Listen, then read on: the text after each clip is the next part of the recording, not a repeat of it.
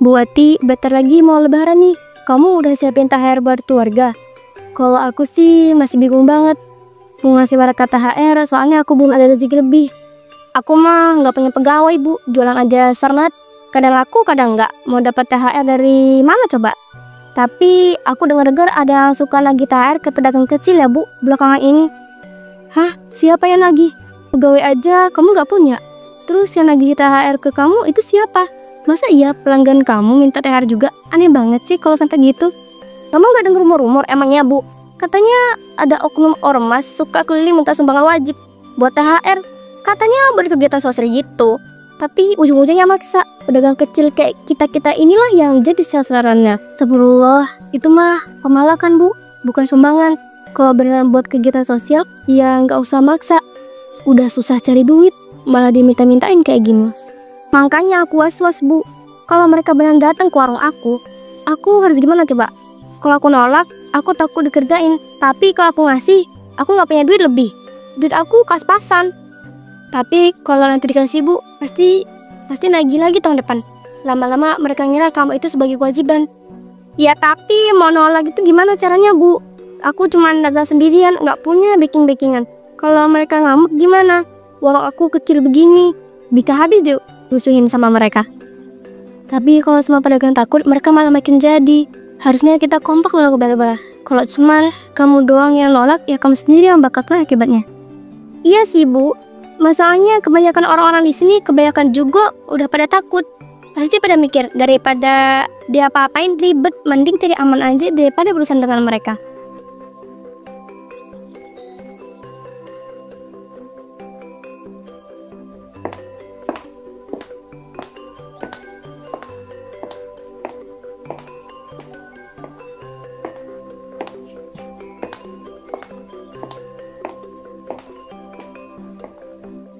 Siang Bu, gimana kabar? Sehat? Gak usah basa-basi lah ya. Aku langsung aja. Kita dari Ormas mau nagih THR buat kegiatan sosial. Kamu pasti paham kan maksud kedatangan kita ini? Apa pedagang kecil kayak kamu tuh wajib ngasih kita sumbangan? Wajib gimana, Bang? Saya jualan aja sepi, kadang laku, kadang enggak. THR mah buat pegawai. Sedangkan saya kerja sendirian, duit pas-pasan buat makan aja kadang pusing. Kamu jangan banyak alasan ya Bu, pedagang-pedagang lain juga banyak yang nyumbang. Cuma kamu doang nih yang gak mau nyumbang, tahu nggak? Jangan pura-pura nggak mampu ya Bu. Kita ini buat kepentingan bareng Bu, bukan buat kepentingan pribadi. Bukan aku nggak mau, Bang. Masalahnya aku sekarang ini benar lagi susah. Dagangan aja sering nggak laku.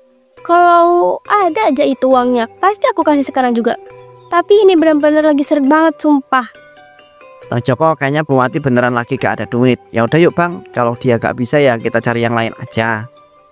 Diam kamu Rian. Kita ini ormas, harus tegas. Kalau semua pedagang kayak Bu Wati lama-lama ya kita bisa direndahkan. Ini buat solidaritas Rian. Jangan bikin aku itu kesel, ngerti? Kamu juga ini Bu ya. Ngerti, Bang. Tapi aku juga harus mikirin keluarga aku di rumah. Aku cari makan, bukan buat gaya-gayaan, Bang. Bu, jangan bikin aku naik darah deh. Aku datang baik-baik. Kamu tinggal kasih sumbangan, kelar urusan. Jangan sampai aku itu ngomong pakai cara lain, ngerti? Aku gak peduli, aku kagak ngurusin. Aku kasih kamu waktu 2 hari ya Bu. Kalau masih nolak, siap-siap aja warung kamu itu bakal aku obrak-abrik. Ngerti gak?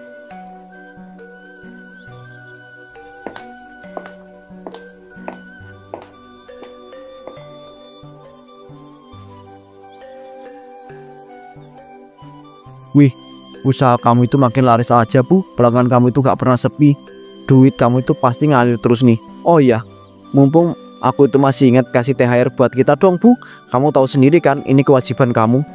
Aduh Pak Joko, saya ini cuma tukang cukur kecil, Pak. Nggak punya pegawai sama sekali. Kerjanya ya cuma kerja sendirian. Dari mana saya bisa kasih THR kalau usaha aja kecil-kecilnya kayak gini? Ah, alasan kamu itu klasik banget Bu. Kamu pikir jadi tukang cukur itu gak dapat duit. Setiap hari kamu itu potong rambut, duit pasti ngalir. Jangan pura-pura gak punya uang deh Bu. Jangan pura-pura miskin. Bukan saya pura-pura miskin, Pak. Saya kerja bernafkah. Penghasilan saya dapat pun pas-pasan. Kontrakan belum dibayar, cicilan masih banyak. Saya mohon Pak, jangan paksa saya buat kasih THR. Tolong ngerti keadaan saya, Pak. ngerti keadaan kamu. Kamu itu yang harusnya ngerti keadaan aku. Aku ini yang harusnya kamu hormatin. Aku cuma minta THR, bukan nyuruh kamu itu jual tempat cukur ini. Kamu pikir aku tuh bakal terima alasan dengan alasan begitu aja? Pak Joko, tolonglah. Saya cuman rakyat kecil. Saya kerja banting tulang, gak ada uang lebih buat dibagi-bagi. Kalau saya kaya, pasti saya bantu, Pak. Tapi saya lagi gak bisa sekarang. Kamu banyak ngomong. Aku kasih waktu kamu tuh 2 hari ya. Kalau kamu itu masih gak kasih THR juga, siap-siap aja tempat cukur kamu bakal berakhir menjadi tempat penangguhan.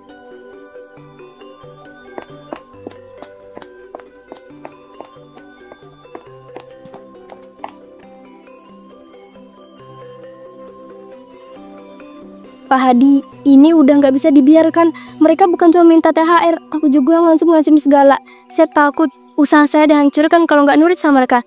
Ya udah keterlaluan banget, Pak. Ya udah kelewatan. Saya juga kepikiran terus, Pak. Gimana kalau besok mereka balik lagi? Jualan aja udah susah. Masa masih harus dipalakin juga? Hidup makin berat kalau terus begini. Saya ngerti perasaan kalian. Ini memang nggak bisa dibiarkan. Kita harus lawan modus premanisme ini kayak begini. Besok kita ke kantor polisi. Kita akan lapor secara resmi. Sehingga mereka itu nggak bisa seenaknya begitu aja sama warga kampung sini. Tapi Pak, kalau kita lapor mereka bisa makin ngamuk. Jangan-jangan nanti warung saya dirusak lagi sama mereka. Gimana dong ini Pak? Apalagi mereka bawa-bawa nama ormas. Pasti backingannya. Saya ragu kalau kita itu bisa melawan mereka. Kalau emang polisi bisa bantu, ya udah saya setuju Pak. Tapi sebelum itu, tolong pastiin kita ini aman ya Pak. Saya nggak mau tiba-tiba warung saya dirusak atau dirusin sama mereka. Bu Tuti, Pak Buati, dengerin saya baik-baik. Negara ini punya hukum, kita gak boleh takut sama siapapun. Kita punya polisi, kita nggak sendirian. Besok kita datang bareng, biar urusannya beres. Saya juga mau lapor Pak, tapi jujur masih deg-degan. Kalau kita lapor, pasti mereka tahu siapa yang ngaduin mereka ke kantor polisi. Ya juga ya. Ya udah, ini aja. Kalau begitu kalian tenang aja, biar saya itu yang bicara sama polisinya. Hal ini harus kita lawan. Kalau dibiarkan mereka itu bakal semakin menjadi nanti tahun depan. Ya udah, kalau gitu kami ikut juga Pak. Ini masalah kami. Kami nggak boleh takut. Kalau nggak sekarang kapan lagi? Kita harus kasih pelajaran buat mereka, biar mereka itu kapok.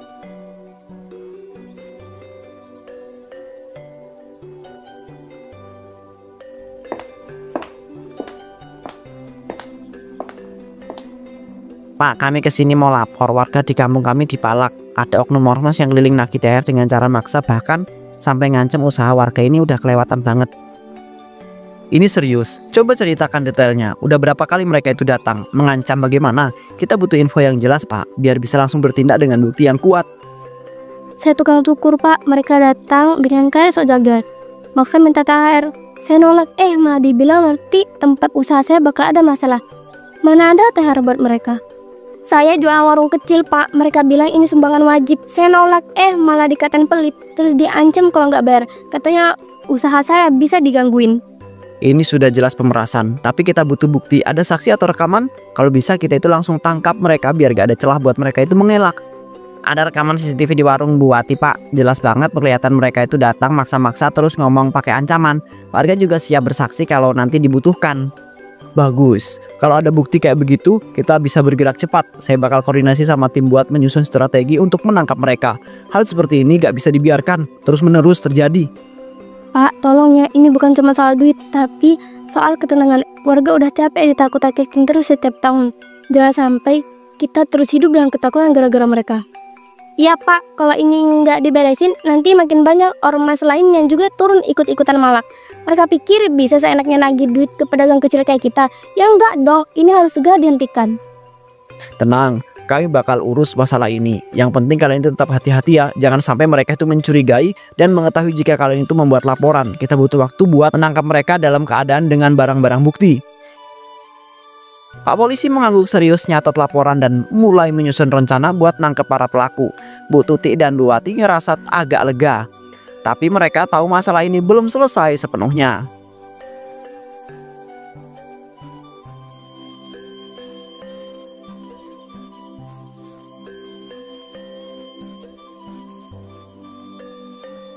Rian, dari tadi aku lihat muka kamu itu kusut banget. Jangan-jangan kamu itu mulai goyah ya gara-gara pedagang-pedagang miskin itu.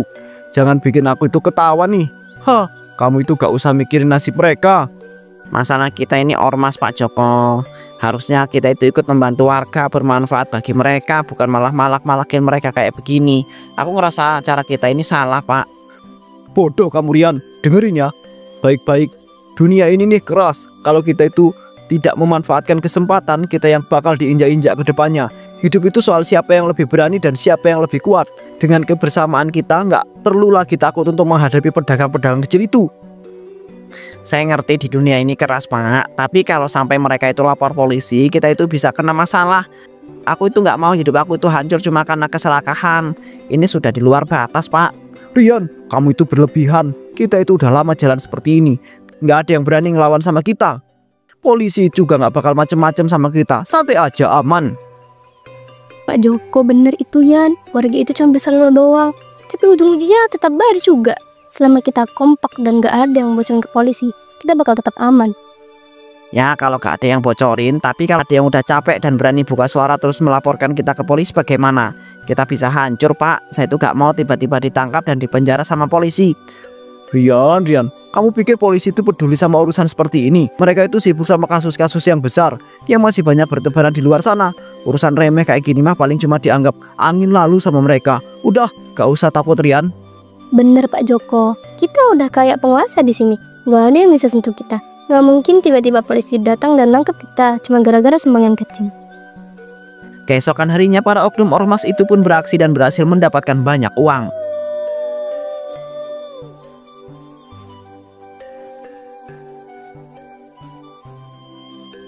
Kita sudah punya banyak bukti dengan laporan warga. Malam ini kita harus tangkap mereka sebelum makin banyak korban pemerasan dan kasih mereka itu kesempatan buat kabur. Betul, Pak. Betul, Pak. Betul, Pak. Mereka udah terlalu nyaman menakut-nakuti warga. Kita tunggu momen yang pas, lalu kemudian kita gerebek posko mereka dengan sekarang juga. Mereka pasti gak nyangka kalau kita itu bakal datang. Gila ya, gampang banget dapat duit banyak kayak begini. Cuma model ngancem-ngancem doang, dapat deh uang sebanyak ini.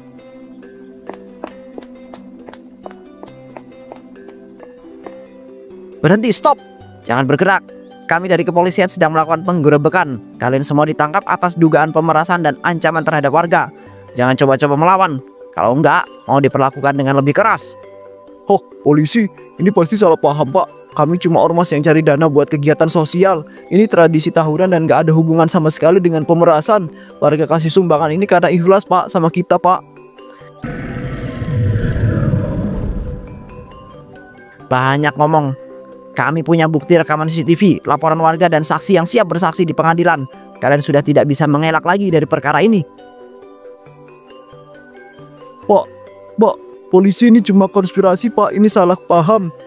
Saya cuma minta sumbangan buat kegiatan sosial. Kenapa saya itu malah dituduh pemerasan? Kalian semua salah paham. Saya itu nggak maksa siapa-siapa lagi. Saya itu nggak maksa siapa-siapa untuk kasih uang. Lepaskan saya, lepaskan saya. Sumbangan ini harusnya sukarela, Jok. Kalau mintanya pakai ancaman, ini namanya pemerasan. Kamu pikir warga itu bakal diam terus dan mau diperas setiap tahun? Enggak lah, mending sekarang kamu itu diam aja dan rasain akibatnya. Kamu tuh mikir, Jok. Kita ini pedagang kecil, cari makan aja susah. Bukannya bantu biar usaha lancar, kok malah bikin kami takut dan memperkeresahan. Kami udah dapat cukup bukti, CCTV di warung Buati, laporan saksi-saksi, dan hasil dari operasi tangkap tangan dari penggerebekan semalam. Jadi kamu udah nggak bisa membantah dan mengelak dari kami. Akhirnya masalah ini bisa juga diselesaikan. Udah lama kita takut sama Joko dan kelompoknya. Sekarang biarin dia ngerasa sendiri apa akibatnya. Bagaimana rasanya ditindas, diintimidasi, dan bagaimana rasa dingin dari tidur di balik jeruji besi. Beberapa hari setelah Joko ditangkap, berita besar tersebar. Ormas Joko resmi dibubarkan oleh pemerintah. Warga berkumpul di warung Buati membahas kabar tersebut dengan penuh kelegaan.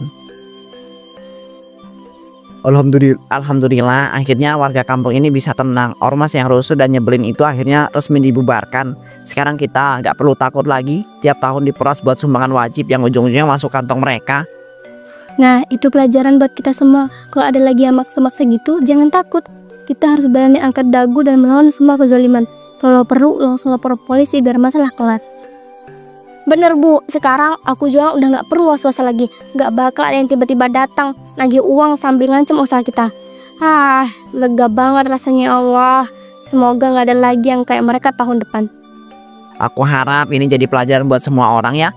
Jangan ada lagi yang memanfaatkan kekuasaan buat nindas orang yang kecil. Kalau kita bersatu gak ada yang bisa semena-mena dan mengancam kedaulatan kita.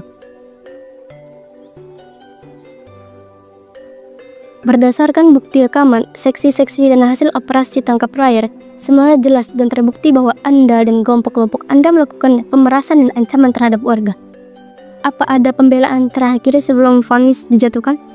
Ada yang mulia, saya hanya ingin menyampaikan kalau saya di korban fitnah, ini cuma salah paham. Semuanya terjadi tanpa ada pembicaraan antara kedua belah pihak. Sumpah yang mulia, saya nggak ada niat jahat secuil apapun dari hati yang paling dalam ini. Kamu masih aja ngeles, Jok. Dari dulu kerjaan kamu itu cuma maksa-maksa orang buat ngasih setoran uang dengan ancaman. Aku masih ingat jelas. Kamu datang ke tempat aku, maksa aku kasih THR. Dan ngancam akan membuat keasaran di tempat aku. Kalau aku nolak, memberikan kamu uang THR. Mana ada orang minta sumbangan dengan cara yang kayak gitu? Kamu pikir kami lupa akan semua kejadian itu? Hah? Gak mungkin bisa kami lupakan.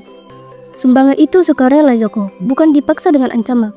Oleh sebab itu, karena semua dakwaan dan bukti sudah jelas dengan ini, kami menjatuhkan saudara Joko dengan hukuman 10 tahun penjara dan denda 10 miliar rupiah sebagai hukuman atas perbuatan dan ganti akan kekacauan yang ditumbuh.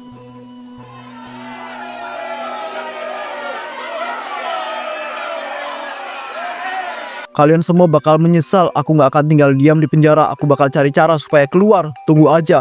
Ini belum selesai buat aku.